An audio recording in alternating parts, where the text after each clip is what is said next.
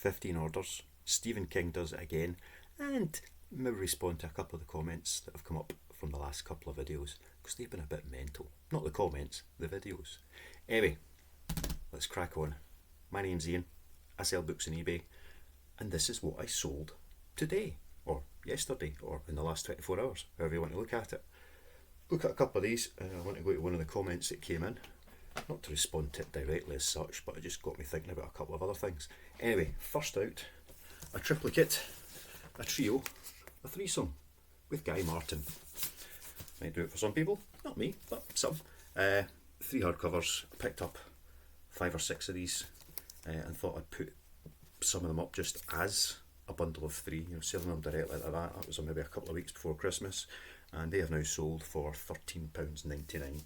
So it's going to be a heavy parcel. Cost me, I think that's going to be over 2 kilos, so £6-7 to post them, but still getting my pound a book as it were, so that was quite good. Next up, the man who saves the day so often when it comes to sales values. We have a bundle of 5 Stephen King. I love vintage Stephen King paperbacks. They just sell. Some of them for good money, some of them for okay money, some of them for normal money, but they just sell. And we've got a wee first edition hardcover as well, which certainly helped push up the price. So first edition of the Duma Key. Then we've got Christine from 1984.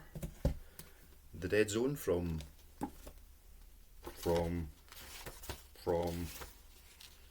some point in the past. I'm trying to find the title page.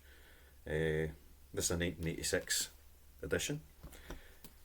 Pet Cemetery, I think that's 1985. Yes, 1985, the first edition of the paperback. And Dolores Claiborne, which again is a fairly early edition, I believe. 1993, so yeah, it's a first paperback edition there. And the 5 of them sold for a grand total of £28.14. So that was buy 3, get 2 free. Right, one more wee bundle, and then I'm going to go to the comments. Michael Connolly. 5 Michael Connollys. Another guy, if you see him, pick him up because they just do sell. 3 paperbacks, 2 hardcovers. So again, that's going to be about £7 to post, so it's over the 2 kilos, but £15.34 for that order. So quite happy with that. Anyway, what was this comment? Yeah, so Fred, hope you don't mind me shouting you out. But Fred was saying, quite rightly so, if you're making stuff that takes you 4 hours and you're selling it for £40 profit, then what's the point? Because it's just not generating enough money. If you're doing nothing else, go for it, but if you've also got a job that's paying you a reasonable wage, why even bother? True, couldn't agree more. But how I would look at that is what it is that you're trying to get out of what you are doing. So I don't manufacture, I don't make anything to sell. The time it takes me is outsourcing, which is minimal for what I get. I can go out for half an hour, and come back with 300 books. So that's not an issue from that point of view for me, but I completely get what you're saying. If you are spending 4 hours to make stuff and you're then making £10-20 an hour back on what you've put in, and you've got other things to do and you don't want to be doing it, then there's no point. However, there's a few other ways to look at that. First up, if it's a hobby and it's something you would be doing anyway because you enjoy doing it, then why not make a few quid off it? So you're getting the pleasure of your hobby, and by selling some of that output from your hobby, you're going to pay for your materials, get a couple of quid in your pocket to go out and buy a pizza, whatever it might be. So why not do that if it's something you enjoy? And if it's something you enjoy and something that's not essential to your income, then if there's days where you can't be bothered doing it, you're not going to do it. you'll do it when you want to. So there's no detriment to that. The other way, one of the other ways to look at it is to say, right, I'm taking 4 hours to make 40 quid. What can I do to improve my process? How can I turn that 4 hours into 3 hours or 2 hours or 1 hour, so that that 40 quid that you're getting back has more value against the time that you've invested in creating that item. So if it is something where you want to try and make more money from it, if you've got 4 hours where you can spend doing it, can you get it so that you're making 1.2, 1.5, 2, 3, 4, 5, 6 of these things rather than just the one? So it's really continuous improvement. Set everything up as you would work, and time and record all the different steps that you take to do it, and see where you can improve that. And that can be as simple as moving stuff around in your work area, so that instead of having to stand up and walk over there to pick something up, everything is within easy reach and in an order of reach. The Toyota Way, brilliant book that talks all about continuous improvement and looking at things that way. Toyota worked for them massively. The other thing to look at is to say, well, I can make these things in 4 hours and I can make 40 quid off it. So can you show somebody else how to make those things, and at the same time improve your processes, so that that other person can be making those things, and instead of making 40 quid off of it, you're maybe going to make a fiver, but you're not having to do any work, if that makes sense. So that's the 4 different ways I would look at it, really. So if it's taking you time you don't have, and you're not making an awful lot of money, and you can make money elsewhere, don't do it. If it's a hobby and it's something that you enjoy and you can make a few quid off the back of it, go for it. Keep doing what you're doing. If you want to make more money off of it, then improve your processes so that you can do it quicker and more efficiently. Also looking at whether or not, if you say, right, well, to make one of these it costs me 20 quid in materials, but I'm going to make 10 of them over the next few weeks. So by buying materials for 10, does that make it cheaper? Have a look at those things, and the efficiency of process. Map out your processes, time how long all the different steps take, and see how efficient you can make them without being stupid. Not rushing about so you're going to make mistakes or cause yourself an injury, but just how you can do things very, very well, but as quickly and efficiently as possible. All of these things add up. Or can you show somebody else how to produce what you're producing, so that they can do it for you, and for every £10 you make, they get 8, you get 2, however you would want to do it. 30% is always a nice wee profit margin, because that allows for any errors. But like I say, had that comment from Fred, and it just got me thinking, saying, it is all about improving your process, and what your motivations are behind what you're doing. Anyway, we've got another order, and it is Agatha Christie. A lot of Agatha Christie going out lately. The Mysterious Affair at Styles. So again, a bundle that I picked up of, like new books. So absolute bangers from that point of view. £6.99 that one has gone for. So it's nice to get big stacks of the same things. Makes the listings an awful lot easier and more effective. On to the classics. If you see classics, pick them up, and all day long you'll have good luck. Yeah, something like that. George Orwell, 1984, that edition. 1990 paperback. Again, good condition. It's got a wee bit of a crease in the cover that you can't really see on the camera, but otherwise it's pretty much unread, immaculate. And that went for £7.44. We have Neil Gaiman and Nancy Boys. I think that's how you say it. Neil Gaiman usually sells really well, but I haven't sold one of his books in quite a while. But I will always pick them up. As you will note, if you watch these videos with any regularity, there's kind of 2 or 3 genres, if you want to call them that sell well and sell consistently. we've got our thrillers, our crime fiction, fantasy, horror. They just sell. The classics, as such, I wouldn't count them as a genre because they cover many genres, you know, from sci-fi to historical fiction to non-fiction, you know, poetry, classics, whatever it might be, but they're kind of a grouping that you would keep together. And I suppose another one would be, well, we've got a bundle of them coming up shortly, so we'll get to them in a wee second, but first, the next order going out is Connor Again, haven't sold any of these in ages, and that's a couple of bundles going out over a couple of days.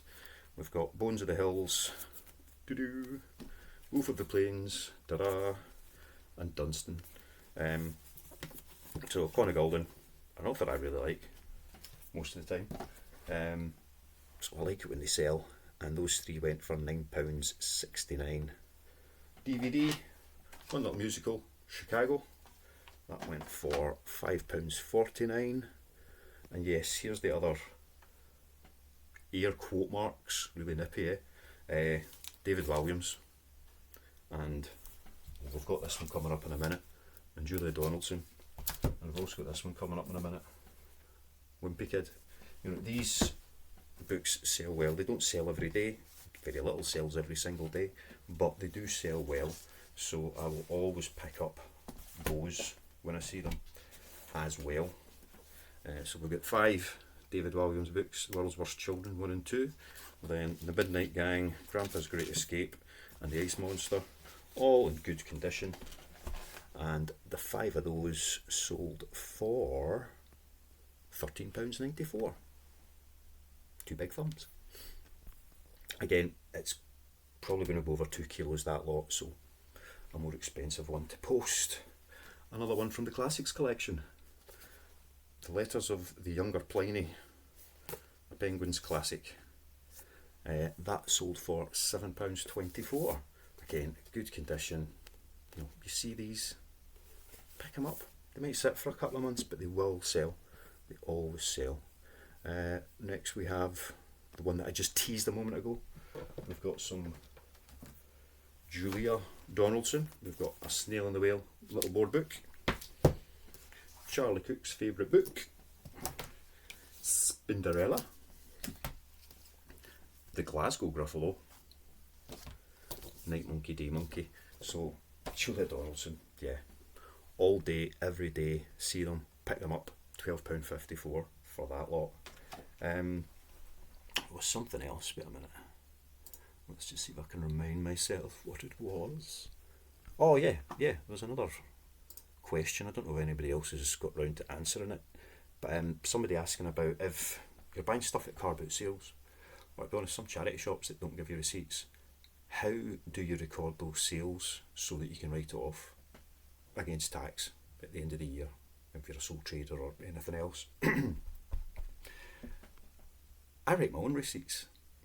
I take a wee receipt book out with me when I don't go to car boot sales very often, I'll be honest, there's not a huge opportunity for them around here, but if I do go out, I take a wee receipt book and write up the receipts as I go around so that I've got a record of what I have bought and how much I paid for it.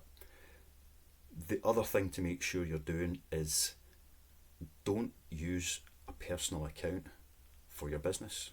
Have a separate account that is for the business. So then if you're going to a car boot sale and you're going to be paying in cash, you can withdraw, say, 50 quid from your business account to use for that purpose. You will then have the receipts to show that you spent £35 of it and that you've got £15 remaining in petty cash or going back into the bank. So you've got your receipts that you can produce yourselves to show, record what you've bought, and that will balance up with the money in, the money out of your account. That's how you can do it.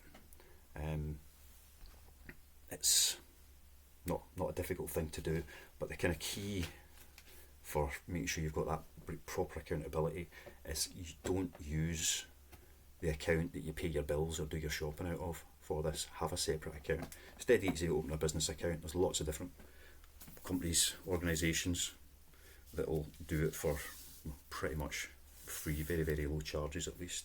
So that's what I would recommend doing in that circumstance. Anyway, next one up, Cornelia Funk Inkheart.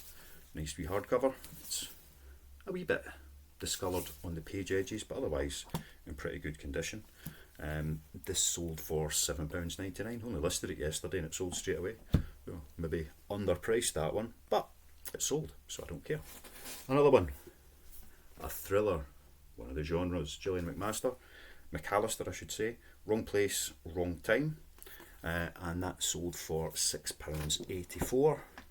And then we have Fantasy, yep, Throne of Glass by Sarah J Maas.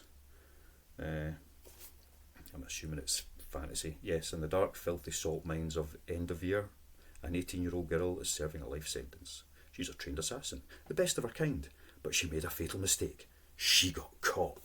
Anyway, that's Throne of Glass by Sarah J Maas, and that sold for £6.84. So yeah, fantasy books, pick them up. Even if there's no idea what they are, pick them up. And the last one for the day is Jeff Kinney, Wimpy Kid, The Meltdown. We hardcover. These go for £2.50 plus postage. So that was £6.49 all in for that. So that's what I've sold in the last 24-ish hours.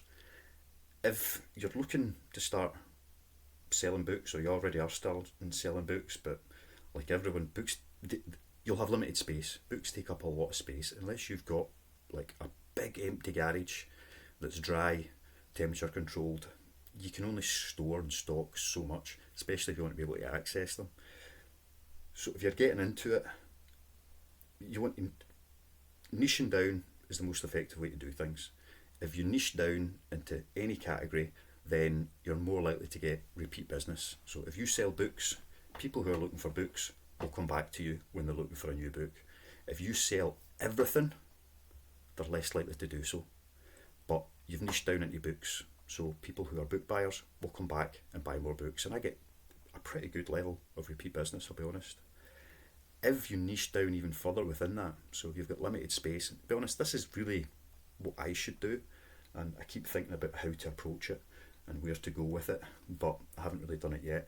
But if you niche down even further, so you only pick up horror books, or you only pick up horror and fantasy, or you only pick up thrillers, or you stick to the kids' books, whatever genre within that, or genres within that you want to choose, then it'll take longer to start building up that customer network. But once you've got it established, everyone who's looking for a horror book, if all you sell is horror books or horror and fantasy, they're going to come to you.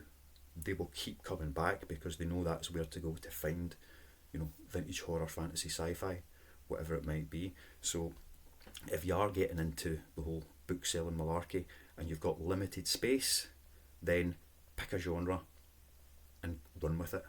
Once you've got that established, then you might be able to expand. So if you started with horror, perhaps you could then add fantasy, and then once you've got that established, then add sci-fi, and keep growing and going from there. The other way to do it would be stick to just vintage, so just vintage horror and sci-fi and fantasy, or kids books, or whatever it might be, and that'll give you the best chance of getting some good sales established, but building a strong customer base, because that's perhaps the difference between eBay and Amazon. In Amazon, you don't get the customer, Amazon gets the customer, and they just send them your stock, or you send them your stock on behalf of Amazon, however you want to look at it. On eBay, you get the customer. The customer knows who they have bought from and will continue to buy from you if they get a good service and it's products that they're looking for. So if you do only sell Stephen King books, I don't know anyone that does that, but it's a potential. Anyone who's looking for a Stephen King book, once they found you, will keep coming back and coming back and coming back. If it was just all horror, all fantasy, all sci-fi, all crime books, all thriller books, whatever that genre is, if you get that established, once people have found you, they will come back. If they like the service, like the product, they will keep coming back and back and back. So that one customer that you found in January may be a customer 4 times throughout the year. So that gives them a much higher lifetime value. So the effort that you go in with your listings to sell that first book to them is worth 4 times as much, because they will come back. And maybe they bought promoted listings first time, second time they find you, go straight to your store, and they don't have to worry about it. So yeah, setting up a shop, niching down as far as you can to generate that customer base, I think is really, really important to a long-term successful business, rather than just going to car boot sellers, charity shops and buying everything that you might be able to make a tenner on, and just having a great big jumble sale of a store, which is fantastic to browse through sometimes, and people can make quite good money, but you're never ever going to know what sales will come the next day, because you're looking for new customers for the majority of the time.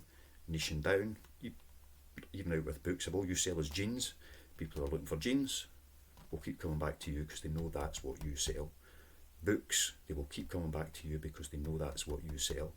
And hopefully, if you've niched down even further and picked a genre or a type of book, then that'll be even more successful. Anyway, I'm not going to talk any more about that stuff just now. It's just been on my mind. Anyway, the 15 orders we've got going out today, £168. So it's not, again, this is not big money stuff. I'm not talking as if, yes, I'm making millions of pounds a year selling books on eBay. No, I mean a few quid every day, but it doesn't take a lot of time, and I like doing it. I like books, I like selling books, and it's, to me, I find it pretty straightforward and easy. So 170 quid, a third to eBay, a third to the post office. So what's that, 50-60 quid I'm making off of this, which, to be honest, took me 8 minutes. I timed it this morning to pick all of these books out of my little stock room, i.e. the spare bedroom. It will take me about half an hour to pack them up, and 10-15 minutes, if the traffic's really bad, 20 minutes to go and drop them off at the wee local post office. So it's very little time spent to make a reasonable chunk of change. If it was taking me 8 hours to do this, I would be looking at how to improve that process. But as it stands, yeah, no bother. Take it every time. Anyway, that's all for today. Love you. See ya. Bye.